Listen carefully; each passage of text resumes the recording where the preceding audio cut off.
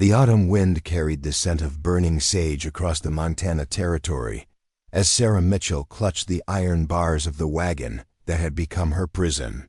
Her wedding dress, once pristine white silk, now hung in tatters around her ankles, stained with dust and desperation. The Crow War Party moved like shadows through the tall grass, their painted faces glimpsing through the morning mist like spirits from another world. She had been traveling to Fort Hamilton to marry Lieutenant James Crawford, a man she'd never met, but had agreed to wed out of duty to her family's failing farm in Ohio. Now, 3 days into captivity, Sarah found herself studying the massive warrior who rode beside, her cage with the fluid grace of someone born to the saddle, standing nearly 7 feet tall with shoulders that could block out the sun. He was unlike anything she'd ever imagined. His presence commanded attention not through cruelty, but through an almost supernatural calm that seemed to bend the very air around him. When their eyes met across the wooden bars, Sarah felt something shift in her chest, a recognition she couldn't name, a pull she couldn't understand. The giant warrior's voice, when it finally came, was like distant thunder rolling across the plains. "My ancestors guide me, but you complete my path." The words were spoken in perfect English, catching Sarah so off guard that she forgot to breathe. In that moment, surrounded by the vast wilderness and facing an uncertain fate, Sarah Mitchell had no idea that her life was about to become something far more extraordinary than any arranged marriage could have offered. Before we jump back in, tell us where you're tuning in from, and if this story touches you, make sure you're subscribed, because tomorrow I've saved something extra special for you. 3 weeks earlier, Sarah Mitchell had stood in the cramped parlor of her family's farmhouse in Millerville, Ohio, staring at the crumpled letter that would change everything. The paper trembled in her hands as she read Lieutenant Crawford's formal proposal for the 3rd time, each word feeling like another bar in an invisible cage. "Dear Miss Mitchell," the letter began in neat, precise handwriting, "I am writing to formally request your hand in marriage. As you are aware, your father and I have corresponded regarding this arrangement. I can offer you security, respectability, and a comfortable life at Fort Hamilton in the Montana Territory. I require a wife who understands duty and can manage a household befitting an officer's station." Sarah's younger sister, Emma, watched from the doorway with eyes full of sympathy. At 19, Emma still believed in fairy tales and true love, luxuries that their family's dire financial situation had stripped away from Sarah's 26-year-old reality. "You don't have to do this," Emma whispered, though they both knew it wasn't true. Their father's debts had mounted beyond hope, and Sarah's marriage to a successful military officer represented the only chance to save the farm that had been in their family for 3 generations. "What choice do I have?" Sarah replied, folding the letter with deliberate care. "James needs the money from selling our land, and Lieutenant Crawford needs a wife. It's a practical arrangement." But as Sarah packed her few belongings into the worn leather trunk that had belonged to her mother, she couldn't shake the feeling that she was burying herself alive. 26 years old and already resigned to a loveless marriage with a stranger, she felt ancient beyond her years. The journey west had begun with hope, despite everything. Sarah traveled with a small wagon train led by Captain Robert Hayes, a weathered frontiersman who'd made the trip dozens of times. Her companions included 3 other families seeking new lives in the Montana Territory, and for the first week, their conversations had filled Sarah with unexpected optimism about the possibilities that lay ahead. Mrs. Eleanor Whitman, a widow, traveling with her 2 young children to join her brother's family, had become particularly close to Sarah during the long days of travel. Eleanor possessed the kind of quiet strength that Sarah admired, the ability to face uncertainty with grace and find joy in small moments. "You know," Eleanor had said one evening as they sat by the campfire watching her children play, "sometimes the paths we don't choose turn out to be exactly where we needed to go all along." Sarah had smiled at the sentiment, though she couldn't quite bring herself to believe it. How could an arranged marriage to a stranger possibly be where she was meant to end up? The attack came at dawn on the 8th day of travel, swift and silent as death itself. Sarah woke to the sound of war cries echoing across the prairie, a sound that seemed to come from the earth itself. Through the canvas of her wagon cover, she caught glimpses of painted warriors on horseback, moving with supernatural coordination.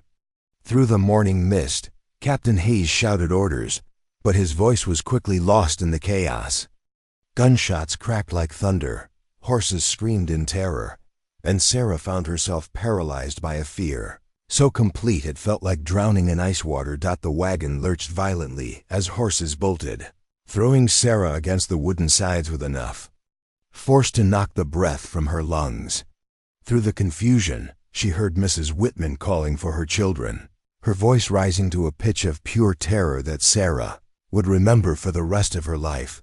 When the wagon finally stopped rolling, Sarah emerged to find their small group scattered across the prairie like leaves in a storm. Captain Hayes lay motionless near the overturned supply wagon, his rifle still clutched in hands that would never move again. 2 of the other families had simply vanished, leaving only scattered belongings and the echo of hoofbeats disappearing. Into the distance, Mrs. Whitman sat in the grass cradling her youngest child, blood seeping through her dress from a wound Sarah couldn't see. Her older boy, Tommy, stood beside her in shock, his face pale as winter snow. "Sarah," Eleanor whispered when she saw her approaching, "take Tommy and run. Hide in the tall grass until they're gone." But it was already too late. The thunder of hoofbeats grew louder, and through the morning mist came the war party, riding in formation like something from a nightmare. At their head rode the giant. Even at a distance, his presence was unmistakable. Nearly 7 feet tall and built like a mountain given human form, he sat his horse with the casual authority of someone who had never known defeat. His chest was painted with symbols Sarah didn't recognize, and eagle feathers hung from black hair that fell past his shoulders like a waterfall of night. But it was his eyes that stopped Sarah's heart. Dark as storm clouds and just as powerful, they seemed to see straight through her, cataloging every fear and secret she'd ever harbored. When their gazes met across the devastated campsite, Sarah felt the world shift beneath her feet. The giant warrior raised one massive hand, and his entire war party stopped as if frozen by magic.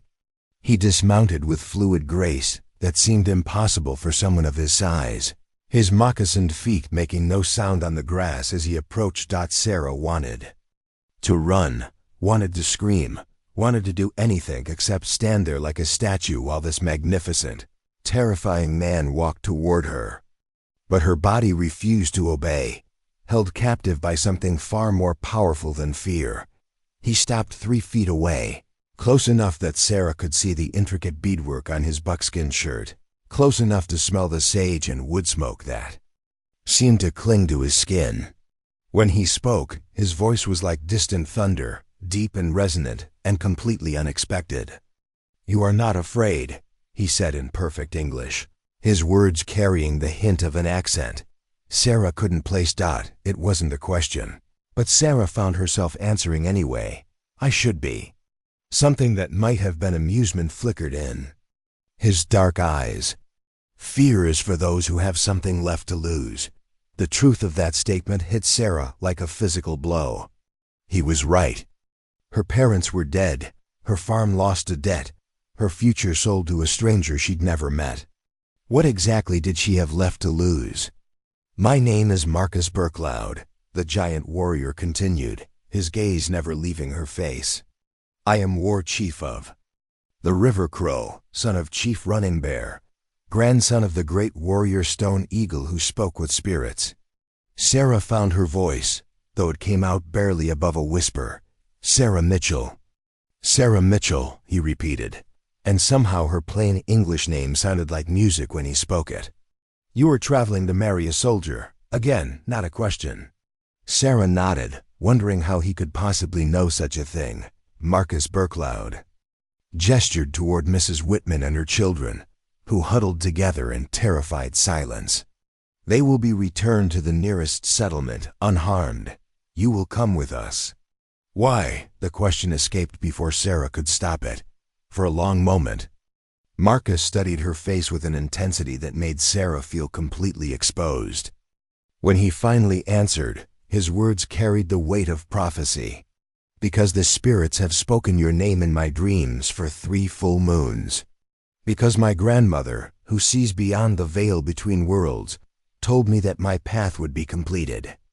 By a woman with eyes the color of winter sky and hair like autumn wheat. Because everything that has happened was meant to happen exactly as it has. Sarah's hand instinctively went to her blonde hair, panic and disbelief warring in her chest. That's impossible. You don't even know me. The spirits know you, Marcus replied with absolute certainty. They have been preparing us both for this moment since the day we drew our first breath. Before Sarah could respond, Marcus turned and spoke rapid words in his own language to his warriors.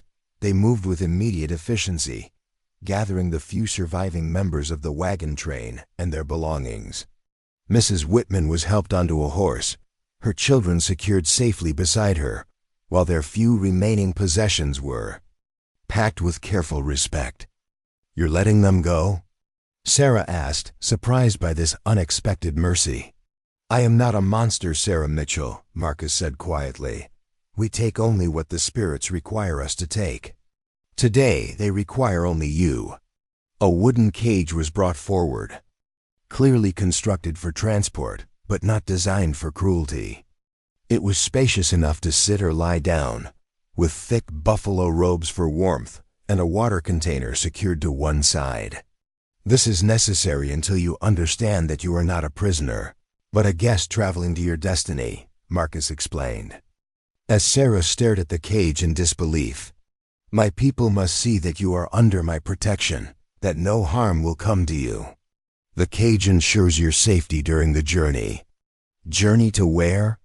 Sarah asked, though part of her already knew the answer would change everything. Home, Marcus replied simply. To the place where you were always meant to be. As Sarah was helped into the cage, her mind reeled with the impossibility of what was happening. 3 weeks ago, she had been a farmer's daughter resigned to a loveless marriage. Now she was the captive of a giant crow warrior who claimed the spirits had shown him her face in dreams. The war party began to move, and Sarah found herself traveling deeper into a wilderness more vast and beautiful than anything she had ever imagined. Mountains rose like cathedrals against the sky. Rivers cut silver paths through valleys filled with wildflowers, and everywhere the wind carried scents of sage and pine and something wild that made her heart race. Marcus rode beside her cage, close enough that Sarah could study his profile as he surveyed the landscape with the watchful attention of someone who belonged to this land as completely as the eagles that soared overhead. There was something almost mythical about him, as if he were a character stepped out of the legends her grandmother used to tell about giants and heroes and magic. But this was no fairy tale. This was real, and Sarah was traveling toward a future she couldn't even begin to imagine. Guided by a man who claimed the spirits themselves had orchestrated their meeting. As the sun began to set on her first day of captivity, painting the sky in shades of gold and crimson, Sarah found herself wondering if Mrs. Whitman had been right after all. Maybe the paths we don't choose really do turn out to be exactly where we need to go. The thought terrified and thrilled her in equal measure, because as impossible as it seemed, Sarah was beginning to suspect that her capture might not be the end of her story, but the beginning of something far more extraordinary than any arranged marriage could ever have offered. Preparing and narrating this story took us a lot of time, so if you are enjoying it, subscribe to our channel. It means a lot to us. Now back to the story. The Crow village materialized from the landscape like a vision born of dreams and ancient magic. As Marcus Burklow's war party crested the final ridge, Sarah pressed her face against the wooden bars of her transport cage, her breath catching at the sight spread before them in the valley below. Hundreds of painted teepees dotted the riverside. Meadow like enormous wildflowers, their buffalo hide surfaces decorated with symbols that seemed to dance in the late afternoon light. Smoke from cooking fires drifted lazily skyward, carrying scents of roasted meat and wild herbs that made Sarah's empty stomach clench with sudden hunger. Children ran between the lodges, their laughter echoing off the surrounding mountains, while women worked at various tasks and men tended to vast herds of horses that grazed in the distance. But it was the sheer scope of the village that stole Sarah's breath. This wasn't the small, primitive settlement she had imagined during the 3-day journey. This was a thriving community, a civilization complete unto itself, with an organization and beauty that rivaled anything she had seen in the growing towns of Ohio. "Welcome to the Absolute," Marcus said, using what Sarah would later learn was his people's name for themselves. His deep voice carried a note of pride that was impossible to miss. "The children of the large-beaked bird, though you would call us the crow." Sarah found her voice, though it came out smaller than intended. "It's magnificent. You expected teepees scattered in the dirt and savage people living like animals." Marcus observed without judgment, his dark eyes studying her reaction with keen intelligence. Heat flushed Sarah's cheeks because he wasn't entirely wrong. The stories she'd heard about Indian tribes had painted pictures of crude, temporary camps populated by bloodthirsty warriors. Nothing had prepared her for this evidence of sophisticated culture and permanent community. "I expected something different," she admitted honestly. "The truth often differs from the stories told by those who fear what they do not understand," Marcus replied. "You will learn this for yourself in the days to come." The war party's approach had been noticed, and people began emerging from their lodges to watch the returning warriors. Sarah felt hundreds of eyes upon her as they descended into the village. Her presence in the wooden cage, clearly a source of curiosity and speculation. A group of elderly men approached, their faces painted with ceremonial designs and their clothing richly decorated with beadwork and feathers. Sarah recognized authority in their bearing, the way other members of the tribe stepped aside to allow them passage. Marcus dismounted and spoke with them in rapid Crow, his voice taking on formal tones that suggested this was an official report of their raid. Sarah caught her name mentioned several times, along with words she couldn't understand but which seemed to carry great significance based on the elders' reactions. One particularly ancient man, his white hair braided with strips of colored leather, and his weathered face marked with intricate tattoos, stepped forward to examine Sarah more closely. His eyes, though clouded with age, seemed to see straight through her, and when he spoke, his voice carried the weight of decades. "She is as the vision foretold," he said in heavily accented English, his words meant for Sarah's ears. "The woman from the east who would walk between two worlds and bring balance to what was broken." Before Sarah could ask what he meant, Marcus gestured for the cage to be opened. Strong hands helped her step down onto solid ground for the first time in 3 days, her legs trembling from both captivity and overwhelming uncertainty about what would happen next. The crowd that had gathered maintained a respectful distance, but Sarah could feel their curiosity like a physical presence.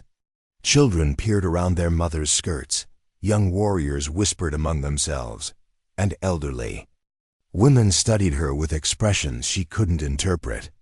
"Come," Marcus said, placing a gentle but firm hand on Sarah's elbow. "My grandmother waits to meet you." They walked through the village pathways, and Sarah found herself observing details that contradicted every assumption she'd held about Indian life. The teepees were works of art, their surfaces decorated with intricate paintings that told stories she longed to understand. Women worked with tools and materials that spoke of sophisticated craftsmanship, creating clothing and household items of remarkable beauty and functionality. Children ran freely but respectfully, their games complex and their interactions suggesting careful teaching about community responsibility. Men engaged in activities that ranged from weapon maintenance to what appeared to be scholarly discussions. about hunting strategies and seasonal migrations. This was not the savage wilderness existence she'd imagined. This was a culture as complex and refined as any she'd known, simply organized according to different principles and priorities. Marcus led her to a large teepee positioned at what seemed to be the heart of the village. Unlike the others, this lodge was decorated with symbols that seemed to pulse with spiritual energy, and a sense of profound reverence emanated from the space around it. "My grandmother, White Dove Woman, is our wisest elder," Marcus explained as they paused outside the entrance. "She speaks with the spirit world and guides our people in all matters of great importance. She has been waiting for you." Before Sarah could ask what that meant, Marcus called out in Crow, and a voice from within responded with words that sounded like music. They entered the teepee, and Sarah found herself in a space that took her breath away. The interior was spacious and beautifully organized, with buffalo robes and woven mats, creating comfortable seating areas around a central fire pit. Hanging from the lodge poles were items of obvious spiritual significance: eagle feathers, carved bone ornaments, bundles of sage and sweetgrass, and objects whose purposes Sarah couldn't guess, but which radiated an aura of sacred power. In the place of honor opposite the entrance sat the most remarkable woman Sarah had ever seen. Though she appeared to be well into her 70s, White Dove Woman possessed a vitality and presence that seemed to fill the entire space. Her silver-streaked hair hung in 2 long braids decorated with intricate beadwork, and her dress was a masterpiece of craftsmanship that probably represented months of careful work. But it was her eyes that captured Sarah completely. Dark as midnight and seemingly bottomless, they held wisdom that spoke of decades spent listening to voices from beyond the physical world. When those eyes met Sarah's, the older woman smiled with warmth that immediately eased some of the tension that had been building in Sarah's chest since their arrival. "Sit, child of 2 worlds," White Dove Woman said in English that was clearly learned through years of interaction with traders and travelers. "We have much to discuss before the sun sets behind the mountains." Sarah lowered herself onto the offered buffalo robe, acutely aware of Marcus settling beside her with the fluid grace that characterized all his movements. The fire crackled softly between them, casting dancing shadows on the lodge walls and filling the space with the comforting scent of burning cedar. White Dove Woman reached for a leather pouch and began preparing what appeared to be some kind of ceremonial mixture, her movements deliberate and practiced. As she worked, she spoke in a voice that seemed to come from the earth itself. "For 3 moons, the spirits have shown me visions of a woman with hair like autumn wheat and eyes like winter sky. They showed me her journey from the land of many houses to this place where the eagle teaches the wolf to sing. They showed me her heart, broken by loss and closed by disappointment. And they showed me the healing that would come when she found her true path." Sarah felt her breath catch.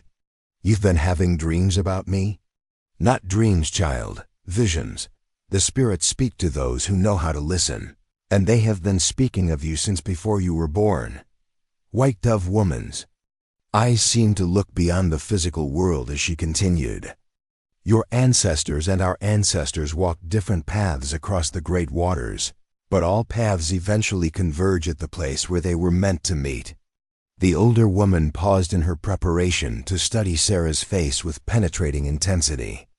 "You have known great sadness, a love that ended in death, a home that was lost, dreams that turned to dust in your hands."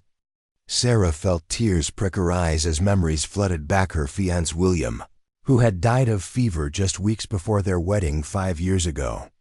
The farm that had been her family's pride for generations, now sold to pay debts that seemed to multiply like weeds. The future she had planned that had evaporated like morning mist. "How could you possibly know any of that?" Sarah whispered. "The spirits know everything that has been and everything that will be," White Dove Woman replied gently.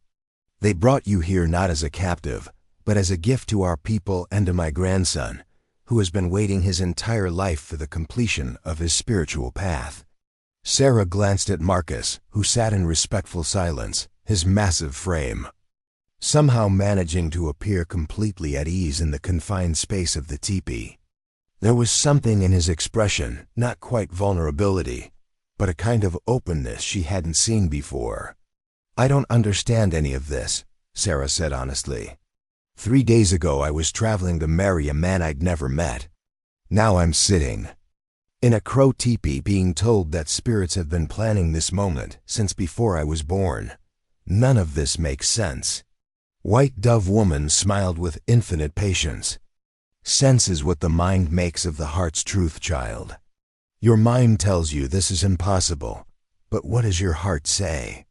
Sarah was quiet for a long moment, examining the strange mix of emotions that had been building since Marcus first spoke to her at the site of the wagon train attack. Fear, yes, but also something else, a recognition that defied logic, a sense of rightness that she couldn't explain or dismiss. "My heart says ... Sarah paused, struggling to put the feeling into words.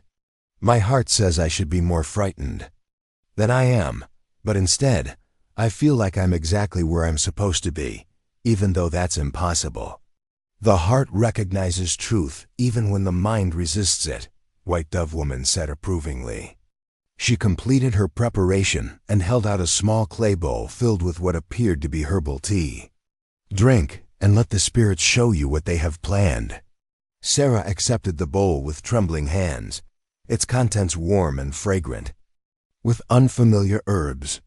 The liquid tasted of sage and something else, something that seemed to make her tongue tingle and her vision sharpen. As the warmth spread through her body, Sarah became aware of changes in her perception. The fire seemed brighter, the symbols on the lodge walls appeared to move and shift, and sounds from outside the teepee became crystal clear. Children laughing, women singing work songs, men discussing the day's hunting. But more than that, she became aware of Marcus's presence beside her in a way that went beyond the physical. She could sense his breathing, feel the steady rhythm of his heartbeat, perceive the careful control he maintained over what seemed to be powerful emotions. "The tea opens the channels between the physical and spiritual worlds," White Dove Woman explained as Sarah struggled to process these new sensations. "It allows you to see beyond the limitations of ordinary perception." Gradually, Sarah became aware of something else, presences in the teepee that hadn't been there before. Shadowy figures seated around the fire, their faces noble and familiar. Despite being complete strangers, she could see through them, but they were unmistakably present, watching the proceedings with expressions of approval and anticipation. "My ancestors," Marcus said quietly, his voice filled with reverence. "They have come to witness this moment." Sarah tried to speak but found her voice caught in her throat. The figures around the fire seemed to be waiting for something. Their attention focused on her with an intensity that was both comforting and overwhelming. White Dove Woman reached into another leather pouch and withdrew what appeared to be a necklace, made of carved bone and turquoise beads. The craftsmanship was extraordinary, but more than that, the piece seemed to radiate a sense of age and spiritual power that made Sarah's skin tingle. "This belonged to my great-grandmother, Many Horses Woman, who was given visions of a time when our people would need to learn new ways of survival. She saw a woman from another world who would help us bridge the gap between what was and what must be." White Dove Woman held the necklace up to catch the firelight. She made this for the woman in her visions, though she knew she would never live to see her arrive. The ancestral figures around the fire seemed to lean forward with anticipation as White Dove Woman extended the necklace toward Sarah. "If you accept this gift, you accept the responsibility that comes with it. You become not just Marcus's wife, but a bridge between our peoples, a teacher and a student, a healer of the divisions that wound both our worlds." Sarah stared at the necklace, understanding instinctively that this moment would define the rest of her life. Accept, and she would be choosing a path that led away from everything familiar into a future she couldn't imagine. Refuse, and ... But somehow she knew there was no real option to refuse. The spirits had brought her here for a purpose, and that purpose was larger than her fears or doubts. With hands that trembled only slightly, Sarah reached out to accept the necklace. The moment her fingers touched the carved bone, the world exploded into vision and sensation that left her gasping. She saw herself teaching Crow children to read and write English, saw Marcus learning to navigate the complex world of treaties and negotiations with white settlers, saw a future where understanding replaced fear and cooperation replaced conflict. When the visions faded, Sarah found herself looking into Marcus's eyes, seeing there a depth of emotion that took her breath away. This giant warrior, who commanded respect through strength and wisdom, was looking at her with something very close to reverence. "The spirits have accepted you," White Dove Woman said with satisfaction. "Welcome to your new life, Sarah Mitchell. Tomorrow you begin learning what it means to be a crow." Dawn came to the Crow village with the sound of morning prayers echoing across the valley, voices raised in harmony with the wind and the distant call of eagles. Sarah woke in her assigned lodge, a smaller teepee positioned between Marcus's dwelling and that of his grandmother, feeling as though she had awakened into someone else's life. The buffalo robes that served as her bedding were softer than any blanket she had known, and the air inside the lodge carried the faint scent of sage and cedar that seemed to permeate everything in this sacred place. Through the lodge covering, she could hear the village coming alive with the sounds of daily preparation, women calling to children, horses nickering in the distance, and the rhythmic sound of someone chopping wood. A gentle scratching at the lodge entrance announced her first visitor. "Sarah Mitchell," came a young woman's voice in carefully pronounced English. "I am sent to help you prepare for the day." "Come in," Sarah called, sitting up and hastily arranging her torn wedding dress, which was all she had to wear. The woman who entered was perhaps 20 years old, with intelligent dark eyes and an expression of barely contained curiosity.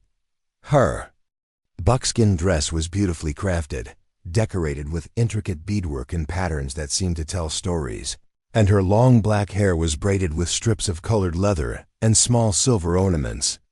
"I am called Dancing Eagle," she said, settling gracefully onto the woven mat near the fire pit. "White Dove Woman has asked me to teach you the ways of our people, beginning with how a Crow woman dresses and moves through her day." Sarah looked down at her bedraggled wedding dress with its torn sleeves and mud-stained hem. "I'm afraid this is all I have." Dancing Eagle smiled, her expression warm and understanding. "This is why I have come." She gestured toward a bundle she had carried in with her. "White Dove Woman and the other women have prepared clothing for you, made in the traditional way, but fitted to your size." She unwrapped the bundle to reveal garments that took Sarah's breath away. The dress was made of the softest doe skin she had ever touched, tanned to a creamy white and decorated with elaborate beadwork in patterns of blue, red, and gold. Matching moccasins completed the outfit, their solace crafted for walking silently through forest and grassland. "This is too beautiful," Sarah protested. "I couldn't possibly. You are the woman chosen by the spirits to walk beside our war chief." Dancing Eagle interrupted gently. "You must dress in a way that honors both your new position and our people's traditions. To refuse these gifts would be to dishonor the women who spent many hours creating them for you." As Dancing Eagle helped Sarah change from her ruined wedding dress into the traditional Crow clothing, she explained the significance of each element. The beadwork patterns told stories of eagles and mountains, of journeys undertaken and wisdom gained. The cut of the dress allowed for both dignity and freedom of movement, designed for a woman who might need to ride horses, gather plants, or work alongside her husband in the endless tasks of tribal survival. "How do you know English so well?" Sarah asked as Dancing Eagle braided her blonde hair in the Crow style, weaving in thin strips of leather and small ornamental beads. My father was a trader who married into our tribe 15 years ago, Dancing Eagle explained. He taught me his language so that I could help with negotiations and treaty discussions. When I heard that Marcus had brought home a white woman chosen by the spirits, I volunteered to serve as your guide between our worlds. Sarah felt a flutter of relief at this connection to someone who understood the challenge of bridging different cultures. What was it like for your father, coming to live among the Crow? Dancing Eagle paused in her braiding, considering the question carefully. Difficult at first. He had to learn that strength comes in many forms, that wisdom is not the same as book learning, and that family can be created through choice and commitment, just as surely as through blood. But my father says that joining our tribe saved his life in ways he didn't even know he needed saving. The words resonated deeply with Sarah, who was beginning to suspect that her own salvation might be taking a form she never could have imagined. When Dancing Eagle finished with her transformation, she held up a polished metal mirror that had clearly been acquired through trade. Sarah stared at her reflection in amazement. The woman looking back at her seemed to belong in this world of painted teepees and mountain vistas. The traditional clothing enhanced rather than disguised her natural coloring, and the elaborate braiding made her blonde hair appear like spun gold woven with earthly elements. "You look like one of us now," Dancing Eagle said with satisfaction. "Come, it is time for you to meet the other women and begin learning the skills you will need." They emerged from the lodge into a morning that sparkled with dew and possibility. The village was fully awake now, with people moving purposefully through their daily routines. Sarah was acutely aware of the attention her appearance generated, not hostile, but intensely curious, as if the entire community was eager to see how she would adapt to her new role. Dancing Eagle led her to a group of women gathered near the river, where they were engaged in various tasks related to hide preparation and clothing construction. The scene was one of productive cooperation, with older women teaching younger ones, while children played nearby and contributed to simpler tasks. "Sisters," Dancing Eagle called out in Crow, then switched to English for Sarah's benefit. "I present Sarah Mitchell, chosen by the spirits to join our family." The women looked up from their work with expressions of welcome tempered by natural caution. These were people who had learned through experience that not all outsiders came with good intentions, but they were also people who respected the spiritual guidance that had brought Sarah to their village. An elderly woman with silver-streaked hair and hands that spoke of decades of skilled labor stepped forward. "I am called Singing Bird," she said in accented but clear English. "I will teach you the work of preparing hides, which is the foundation of all useful things in our lives." What followed was Sarah's introduction to a world of knowledge and skill that she had never imagined. Hide preparation, she learned, was a complex art that began with the careful skinning of animals and progressed through multiple stages of cleaning, softening, and treating that could take weeks to complete properly. "The buffalo gives us everything," Singing Bird explained as she demonstrated the use of specialized tools carved from bone and antler. "Clothing, shelter, food, tools, thread for sewing. But first, we must honor the animal's sacrifice by using every part and wasting nothing." Sarah found herself fascinated by the intricate knowledge required for tasks she had never considered. The women knew which plants to gather for tanning agents, how to judge weather conditions for optimal drying, and techniques for creating leather. So soft it felt like silk, but strong enough to withstand years of hard use. As the morning progressed, other women joined their group, each contributing different skills to Sarah's education. Swift River Woman demonstrated the art of beadwork, showing how traditional patterns could be modified to tell new stories while maintaining their spiritual significance. Laughing Fox taught her about plant gathering, explaining which roots and berries were safe to eat, which had medicinal properties, and how to harvest them sustainably. "Knowledge is power," Dancing Eagle explained as they moved from teacher to teacher, "but wisdom is knowing how to use that knowledge in harmony with the natural world and the needs of the community. The most challenging lesson came from a woman called Stone Bear Mother, whose stern expression and commanding presence reminded Sarah of the strictest teachers from her childhood schooling. Stone Bear Mother's specialty was the complex etiquette and protocol that governed Crow social interactions. "You will be the wife of our war chief," Stone Bear Mother explained bluntly. "This means you must understand not just how to do the work of women, but how to speak in council, how to advise wisely, and how to represent our people with dignity when traders and officials come to negotiate." Sarah felt overwhelmed by the scope of what was expected of her. "I don't know anything about tribal politics or negotiations." "Then you must learn quickly," Stone Bear Mother replied without sympathy. "The white government sends representatives who try to trick us with papers and promises. They count on our people not understanding their ways of conducting business. If you can help us navigate their deceptions while remaining true to our values, you will save many lives and much suffering." The weight of this responsibility settled on Sarah's shoulders like a heavy blanket. She was beginning to understand that her role in this community would extend far beyond simply being Marcus's wife. She was expected to become a bridge between two cultures, a translator not just of languages but of entire ways of understanding the world. As the sun reached its zenith, the women's gathering was joined by an unexpected visitor.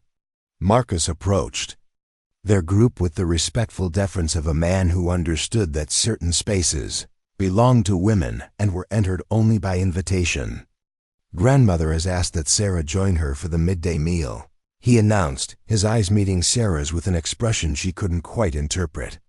"There are matters to discuss before the evening ceremony." Sarah felt her heart skip at the mention of an evening ceremony. What ceremony? "The formal presentation of our marriage bond to the spirits and the community," Marcus replied as if it were the most natural thing in the world. "If you are truly ready to accept the path the spirits have laid before you."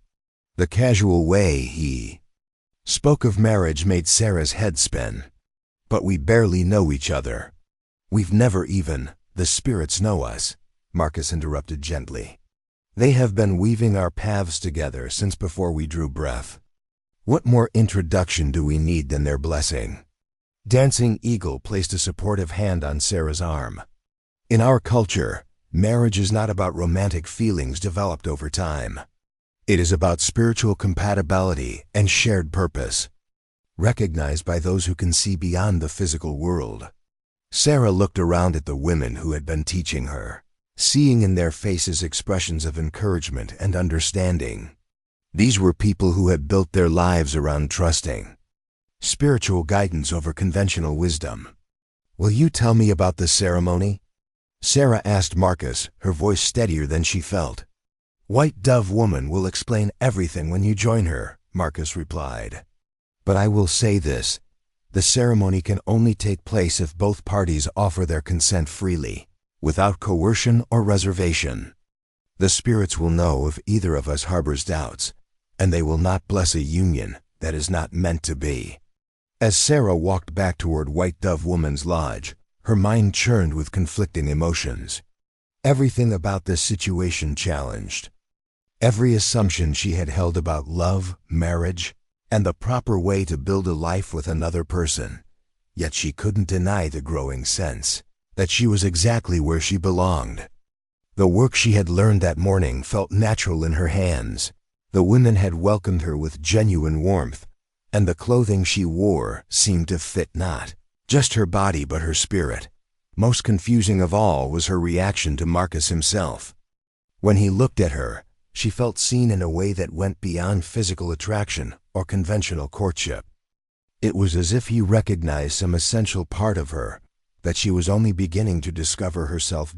As she approached the spiritual leader's lodge, Sarah realized that the question was not whether she was ready for an evening ceremony, but whether she was brave enough to trust the path that had brought her to this moment of choosing between the familiar and the extraordinary.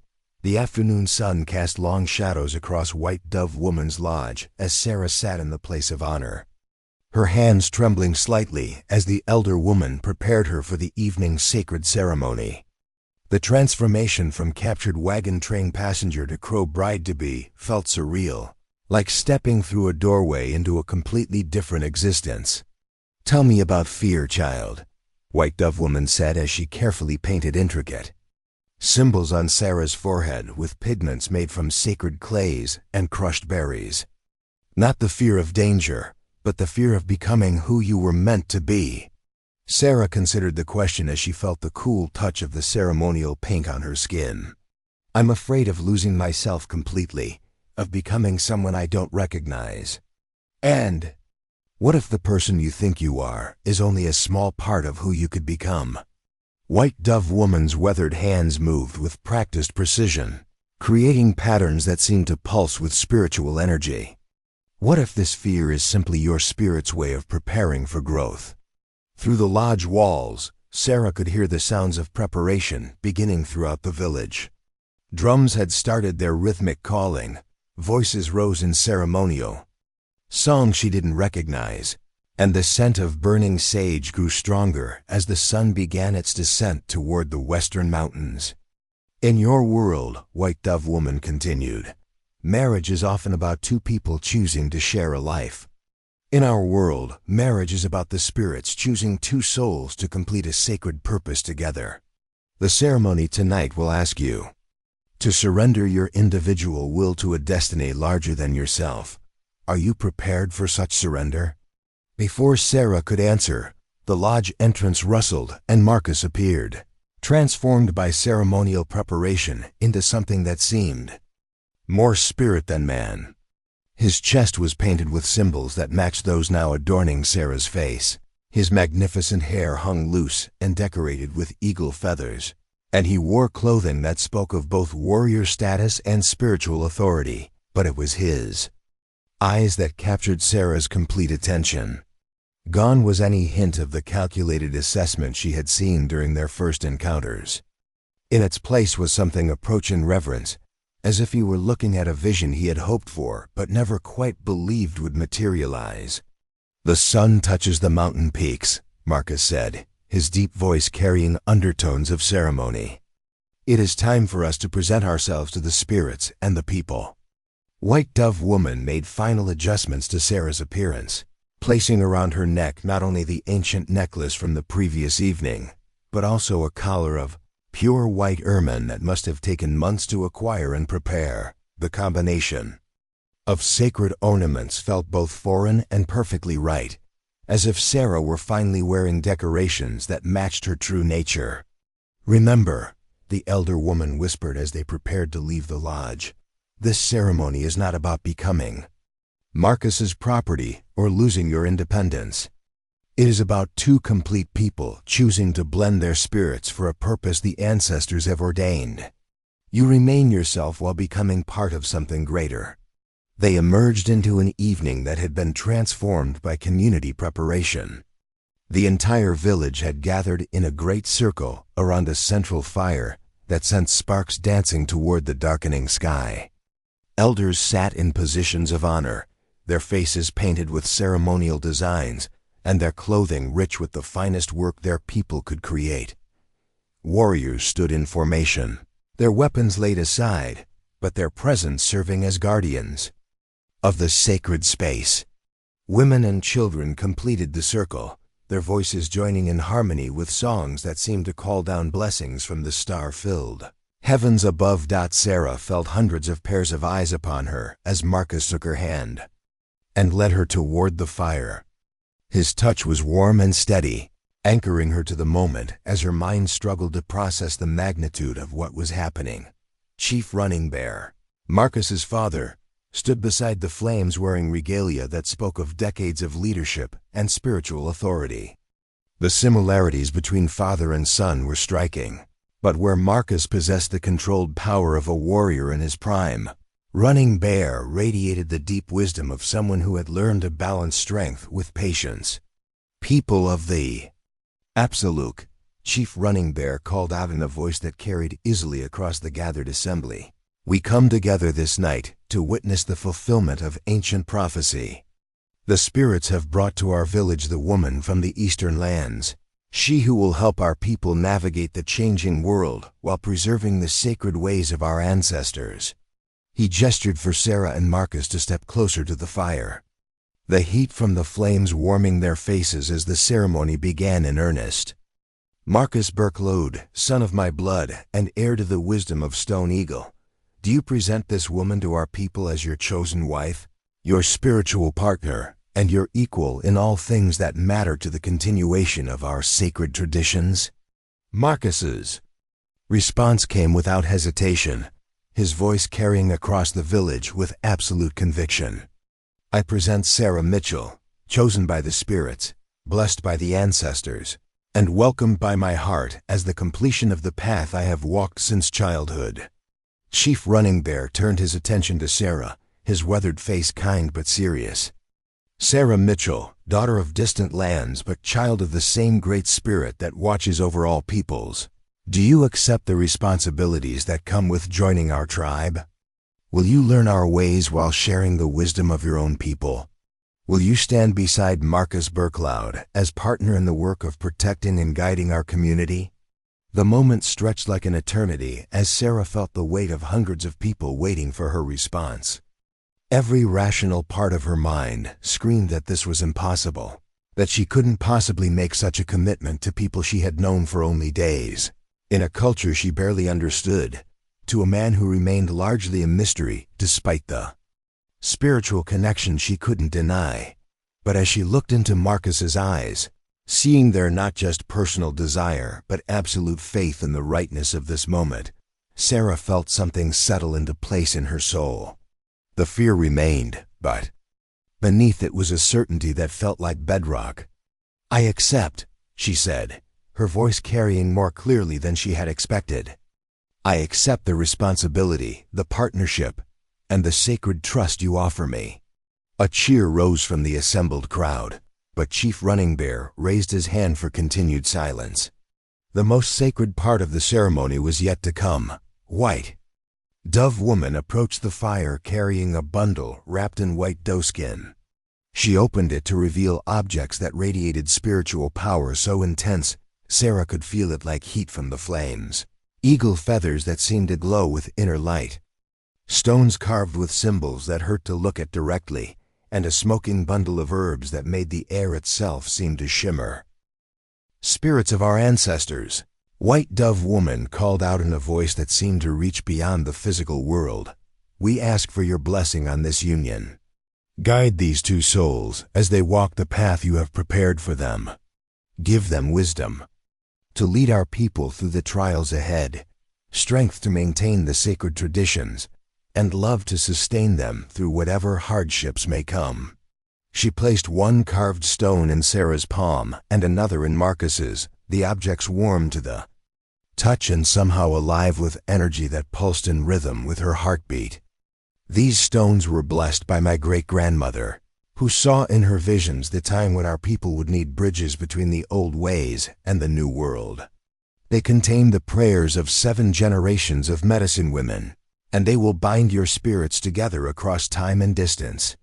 As Sarah held the stone, she became aware of presences gathering around the fire, the same ancestral spirits she had glimpsed in White Dove Woman's lodge, but now accompanied by others.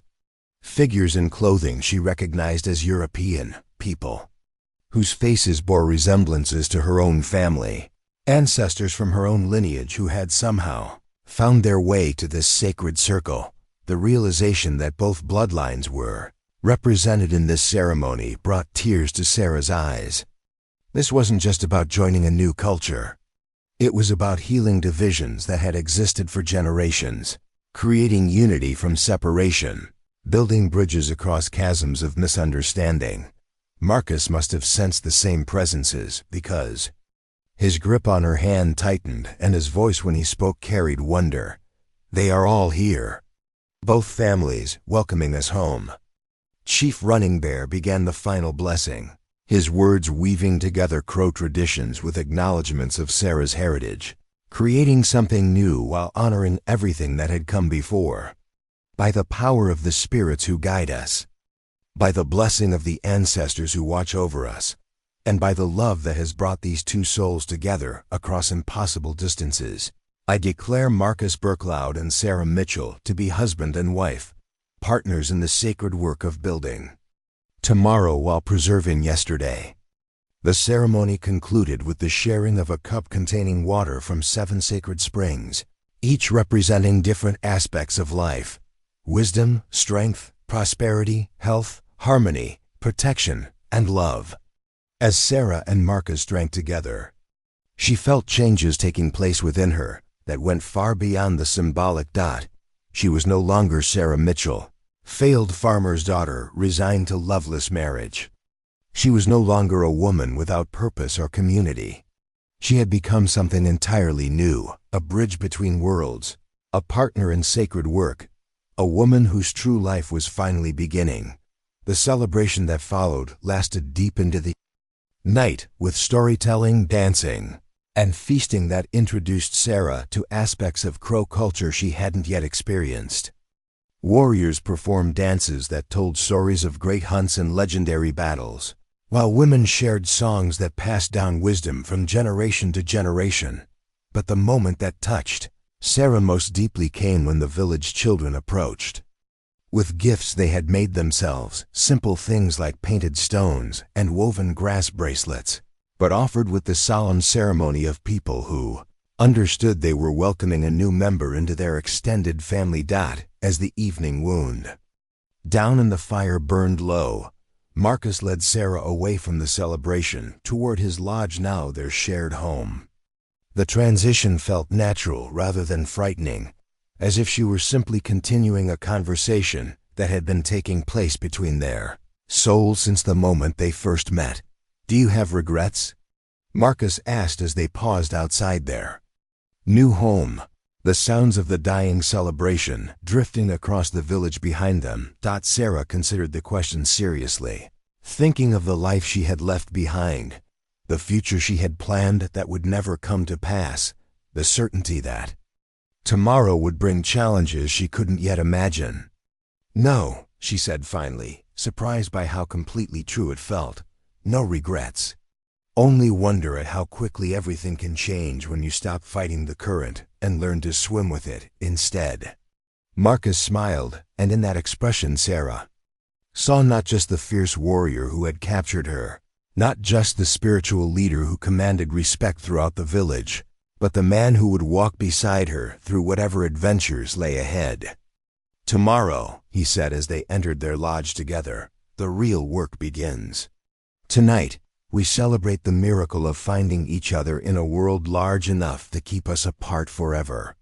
As Sarah settled into her new life as Marcus Berkloud's wife, she realized that the woman who had been captured from the wagon train had truly died in the ceremony. In her place was someone stronger, more complete, and finally ready to embrace a destiny that exceeded anything she could have imagined for herself. 3 months into her marriage, Sarah had found a rhythm in her new life that felt as natural as breathing. The morning sun found her working alongside the other women, her hands now skilled at tasks that had once seemed impossible, her understanding of the Crow language growing stronger each day. But it was the afternoon that had brought an unexpected challenge that would test everything she had learned about her new world. The riders appeared on the horizon, like dark specks against the azure sky, their approach raising dust clouds that could be seen from miles away. Sarah was tending to the horses in the lower pasture when Dancing Eagle came running, her face tight with concern. "Government men," Dancing Eagle announced breathlessly. "A whole company of them, with papers and armed soldiers. Chief Running Bear has called for all the council members to gather immediately." Sarah felt her stomach drop. She had been dreading this moment, the inevitable collision between her new life and the expanding reach of the United States government. The peaceful isolation of the Crow village had felt like a sanctuary removed from the complexities of territorial politics, but she had always known that sanctuary couldn't last forever. "Where's Marcus?" Sarah asked, already moving toward the village center where people were gathering with expressions of worry and determination. Leading a hunting party in the northern valleys, they won't return for at least 2 days. Dancing. Eagle's voice carried the weight of implications they both understood. With the war chief absent, the burden of negotiating with potentially hostile government representatives would fall on other shoulders. Chief Running Bear stood in the center of the village, his weathered face calm, but his eyes sharp with the calculating attention of a leader preparing for battle. Around him, the tribal elders arranged themselves in a protective formation, their ceremonial clothing and dignified bearing designed to command respect from visitors who might be inclined to dismiss them as ignorant savages. The government delegation rode into the village with the confident authority of men who had never doubted their right to control whatever land they encountered. At their head rode a man whose crisp blue uniform and military bearing marked him as the commanding officer, while behind him came a mix of soldiers and civilian officials whose purposes Sarah could only guess at, but it was the familiar face among the civilians that made Sarah's blood run cold. Lieutenant James Crawford sat his horse with the same rigid posture she remembered from their brief correspondence, his pale eyes scanning the village with the kind of systematic assessment that preceded either negotiation or conquest. Chief Running Bear, the commanding officer announced in a voice that carried across the gathered crowd. I am Colonel William Morrison, representing the territorial government of Montana. We have come to discuss the terms of your people's relocation to the reservation established for your benefit. Sarah felt the tension ripple through the crowd at the word relocation. The Crow had heard stories from other tribes about the reservation system, places where proud peoples were penned like livestock, their traditional ways systematically destroyed in the name of civilization and progress. Chief Running Bear stepped forward with the dignity of someone who had spent decades dealing with government representatives. Colonel Morrison, you are welcome at our village as guests, but we will not discuss abandoning the lands given to us by the Great Spirit. This valley has been the home of the Absolute for more generations than your people have walked this continent. I'm afraid the matter is not open for debate, Colonel Morrison replied, his tone suggesting patience worn thin by similar conversations with other tribal leaders.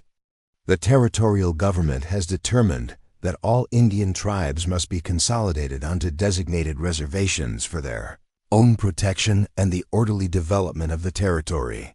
As the formal posturing continued, Sarah noticed Lieutenant Crawford's attention focusing on her with growing recognition.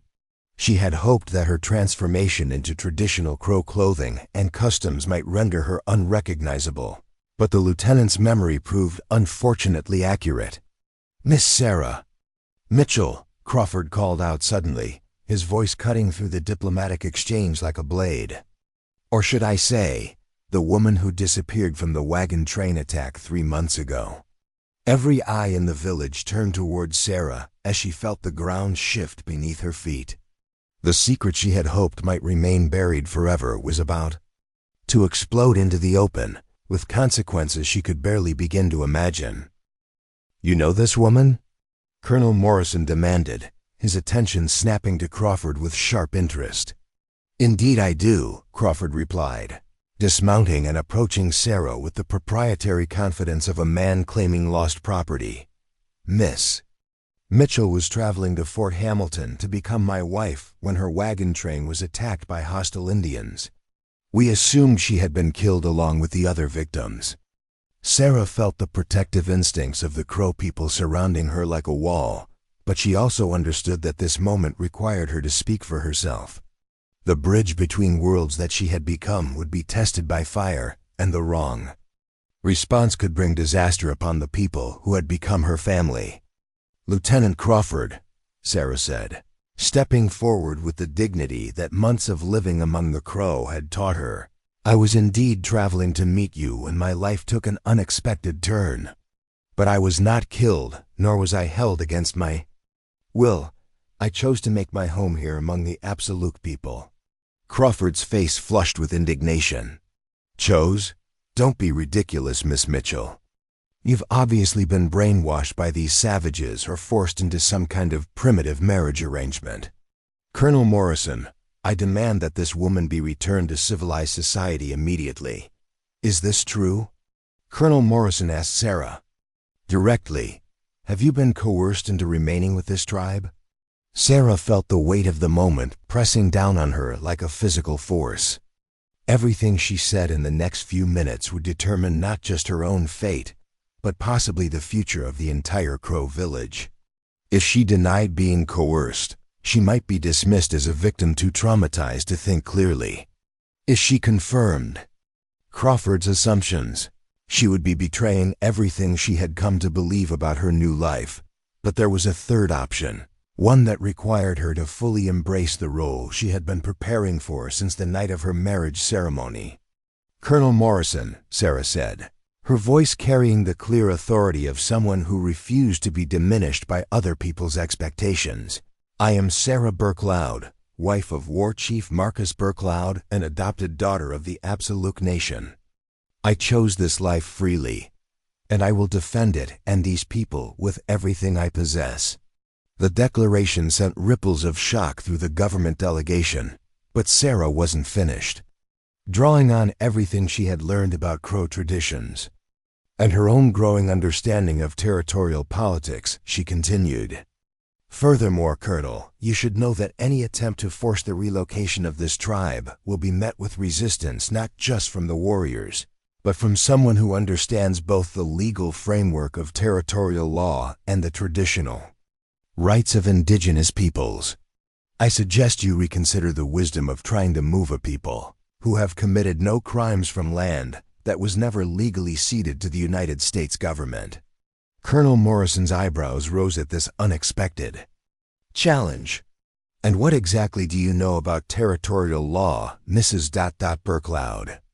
I know that the Treaty of Fort Laramie guaranteed the Crow Nation rights to their traditional hunting grounds in perpetuity, Sarah replied, drawing on knowledge she had been accumulating through conversations with traders and her own careful study of legal documents that had found their way to the village.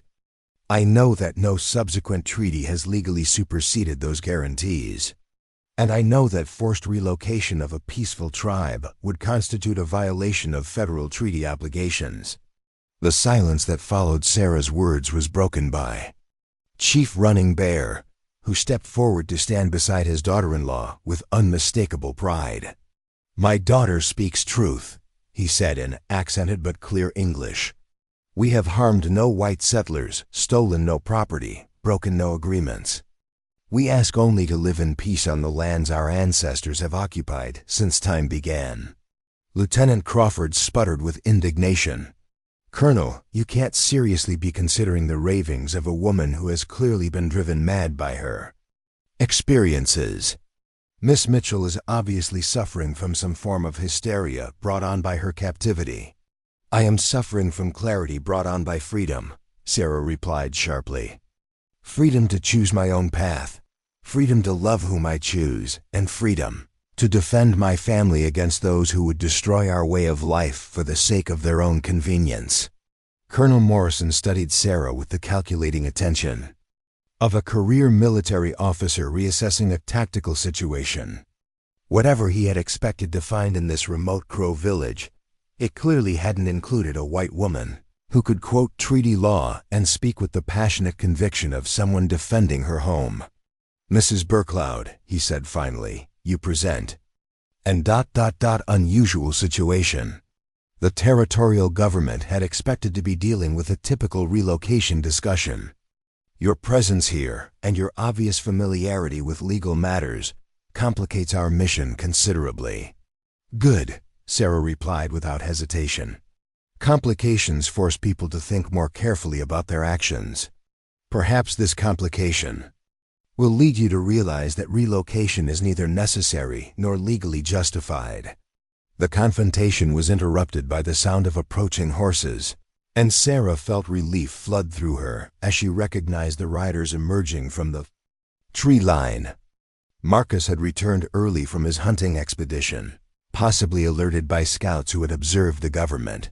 Delegations approach. The war chief rode into the village like a force of nature made manifest, his massive frame radiating controlled power as he assessed the situation with predatory attention. Behind him came his hunting party, their faces painted for war and their weapons clearly visible but not yet threatening. Marcus dismounted and strode directly to Sarah's side, his presence immediately shifting the entire dynamic of the confrontation. When he spoke, his voice carried the kind of absolute authority that made even career military officers pay attention. "I am Marcus Burcloud, war chief of the River Crow and husband to the woman you have been questioning," he announced, his dark eyes never leaving Colonel Morrison's face. "If you have business with my people, you will conduct it with proper respect for our sovereignty and our traditions." Colonel Morrison straightened, recognizing a fellow warrior despite the cultural differences between them. "Chief Burcloud, we have come to discuss your people's voluntary relocation to the reservation established for your protection and benefit." "Protection from whom?" Marcus asked with the kind of dangerous quiet that preceded violence. "We have lived in peace with all our neighbors, white and Indian alike. We have committed no crimes, broken no laws, threatened no settlements. From what exactly do we need protection?"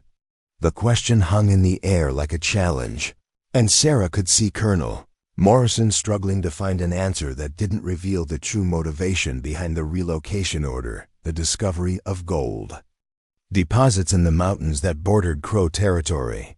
The territorial government believes that concentration of all tribal peoples on designated reservations will prevent future conflicts and facilitate the orderly development of the territory.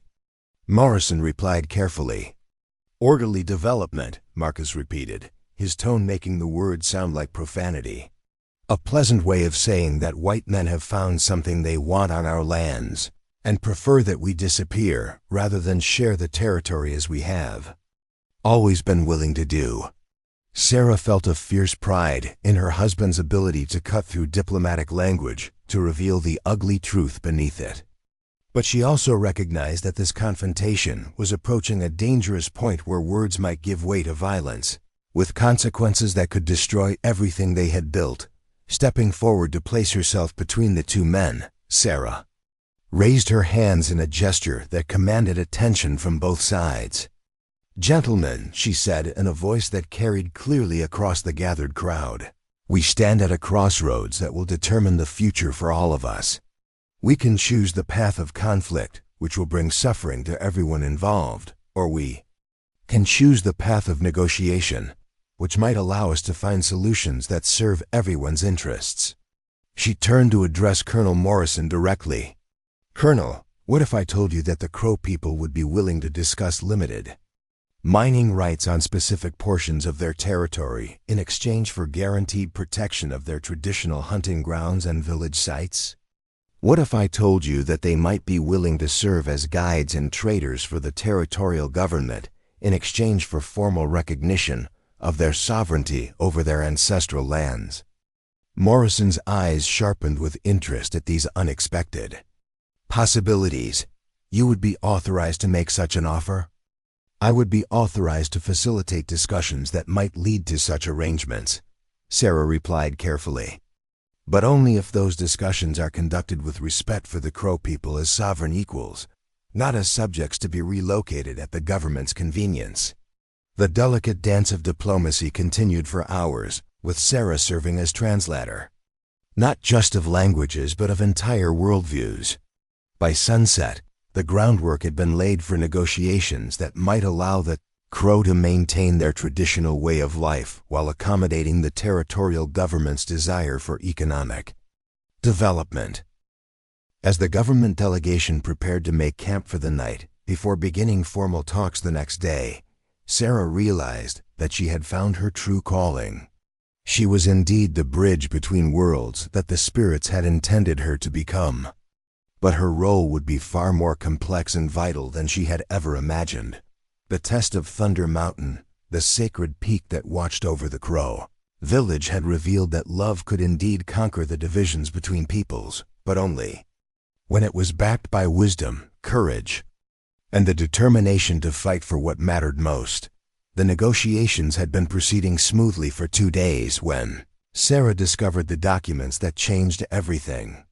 She had been serving as translator during a break in the formal talks, helping Colonel Morrison understand the spiritual significance of certain territorial boundaries, when a gust of wind scattered papers from his saddlebags across the ground. As Sarah helped gather the scattered documents, her eyes caught fragments of text that made her blood run cold. Mining survey confirms substantial gold deposits. Removal of Indian populations essential for safe extraction. Military force authorized if negotiations fail. She managed to slip one partially torn page into her dress before returning the rest to Colonel Morrison, who seemed unaware that anything significant had been lost. But that single page contained enough information to reveal the true scope of what the Crow people were facing. That evening, by the light of the fire in their lodge, Sarah showed Marcus the damning evidence. His massive hands held the paper with surprising gentleness as his eyes tracked across the English words, his expression growing darker with each line. "Gold seekers," he said finally, his voice carrying the kind of controlled fury that made Sarah's skin prickle with warning. "They have already surveyed our sacred mountains and found the yellow metal that drives white men to madness." Sarah studied the document more carefully, her legal knowledge allowing her to decipher the bureaucratic language that concealed deadly intent. "Marcus, this isn't just about moving your people to a reservation. They're planning to bring in thousands of miners, build permanent settlements, and completely transform this entire region. The reservation they're offering is hundreds of miles south, on land that couldn't support your traditional way of life." Marcus set the paper aside and stared into the fire, his profile carved from granite in the flickering light. "My ancestors are buried in those mountains. The sacred caves where our young men seek visions have been blessed by the spirits for countless generations. To abandon them would be to cut out the heart of who we are as a people. What if we don't have to abandon them?" Sarah asked, an idea beginning to form in her mind. What if there's a way to expose this conspiracy and force them to honor their original treaty obligations? Before Marcus could respond, a commotion outside their lodge drew their attention. Voices called out in alarm, and through the teepee walls they could see the orange glow of flames against the night sky. They emerged to find chaos spreading through the village.